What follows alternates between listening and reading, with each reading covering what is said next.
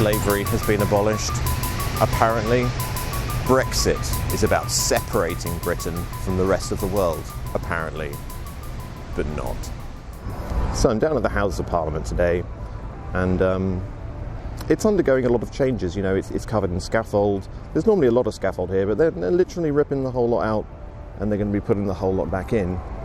But it'd be naive to think that it's only the building that is currently being modified, because it is my belief there's some much larger modifications that are about to happen.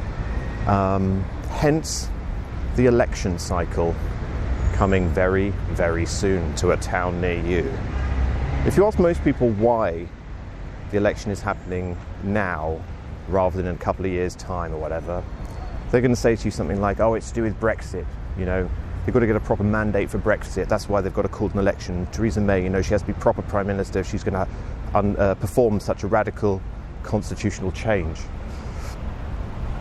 Yeah, you could say that. There's also the added bonus that they are going to destroy poor old Jeremy Corbyn's career if and when the Conservatives win the majority in the election, which they probably will. In fact, you could say it's become a matter of national security for them, for the Conservative Party, to seize ultimate power. They're being helped by the military as a kind of civil contingency measure. They must win the election to stop chaos and turmoil. You see, there's a crisis going on. They know there's a crisis. Lots of people in there know there's a crisis, but the general public believe the crisis is about Brexit. But I don't think it is. The crisis is a crisis that's been going on for about 800 years in this country, and it's a constitutional crisis. And just in case you don't believe me, there's a crisis going on, because watch the news, they would never really tell you, oh, be careful, the very structure of the country is at stake.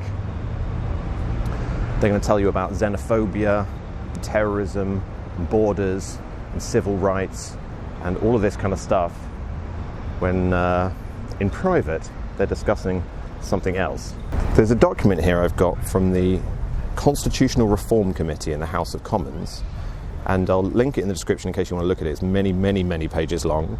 There's a few things in here, though, which are really quite enlightening. They're essentially talking about the constitutional crisis that's going on because we do not have a written constitution. There's a problem they call the Scottish problem, there's a problem called the English problem and the Irish problem, and essentially the fact that the system as we know it that they run in here, that we're supposed to be voting for and electing representatives to run, actually doesn't exist as we know it or as it's supposed to exist, and they see it as a massive crisis that we need a new written constitution. Chair, a quick question for you. If we're in a moment of crisis, which some people seem to feel we need to precipitate this, is that moment when all the columns are collapsing around the empire, is that the moment in which you can have a 10-year debate and a citizens' convention? Alan Renwick. Well, we're not in such a crisis. Chair. So we wait until that moment, and then this is the big moment to strike and have a long-winded debate perhaps we could hold consciously now before the crisis. They talk about how in order to create a new constitution for the country, you need public engagement, you need the public to be on board with it, and the only way that the public can ever be moved into position to actually debate constitutions is if there's a massive constitutional crisis.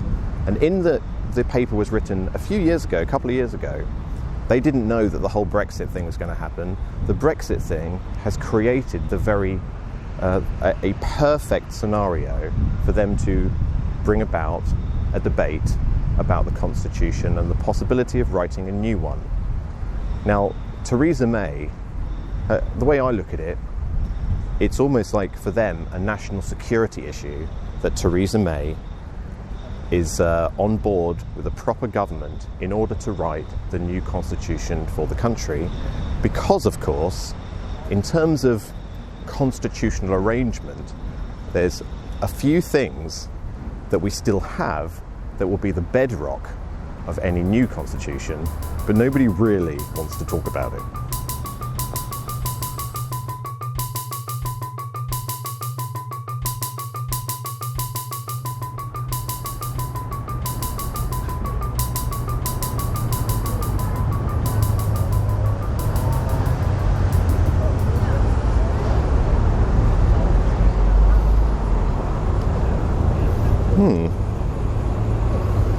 a new piece of art.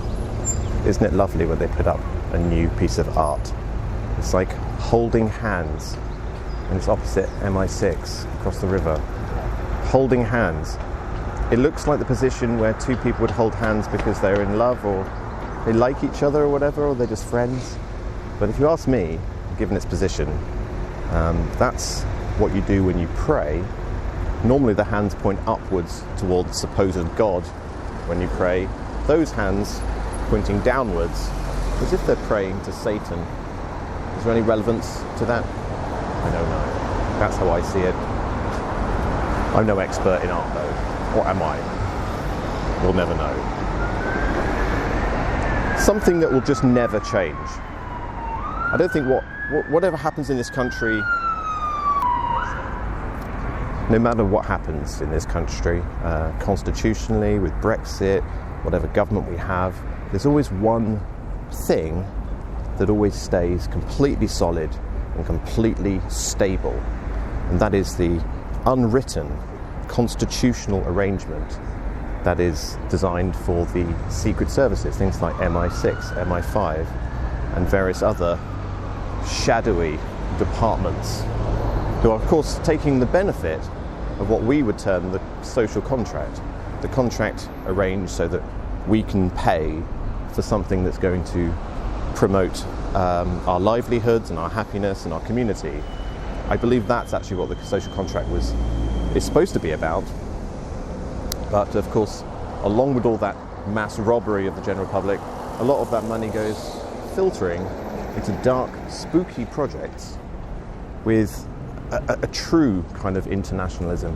Brexit, what that's going to do is really drive together the constitutional and international nature of the Secret Service between Britain and Canada and America and Australia and Israel and all of these other places that MI6 and the MOD and MI5 and the very fabric of the security industry at large, they're all knit together in the most, well, what some people I guess would term the most amazing, revolutionary and new age form of international constitution. That is not going away with Brexit. That is not going away with anything. It's something that's always been there, I guess, and will always be there.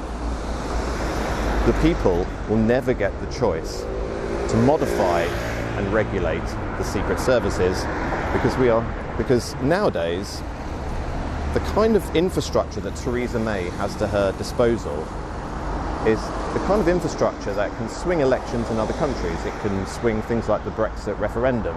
The kind of machinery of psychological nudging is something actually that with this coming election the Conservative Party simply do not need. They own it. It's the machinery of the state. It's the machinery that is used for military purposes being turned to the use for against the civilians. Strategic social management using military grade equipment. That's what this coming election is about. So maybe the only hope we have is to hold our hands together and pray to the great angel Satan, which I believe is what they're doing over there. Theresa May is a very specific and unique, really, kind of person. I've mentioned before that it says MI5 in her underpants. Her development as a political person is deeply related to the secret services, the security services, the marketing industrial complex, and of course her allegiance is with the City of London. I don't believe that the new election is anything to do with Brexit. That's just what they'll lead us to believe. Brexit has already, even the word Brexit has been complicated by them attaching psychological and social cues. It's a word that is essentially used for manipulation. I don't think the election has anything to do with Brexit. I think the new reign of Theresa May with ultimate power. The Conservative Party are going to seize ultimate power so they can then reform the very constitutional agreement of the country. That reformation will be framed as if it's a people's choice. The Citizens' Assembly, I believe it's going to be called. Give it a couple of years after Brexit's finished, we'll start hearing these words. A Citizens' Assembly, a consultation on the English Constitution or the British Constitution. But really what it'll be doing, it'll be framed in civil rights and protections and the right to access to justice for everybody. It will be framed as this beautiful, new, cutting-edge piece of legislation. But what it will really do is set to rest this ancient argument. Who's really in charge? Who sits in the top chair? Who is the most influential? Who is it who's guiding society?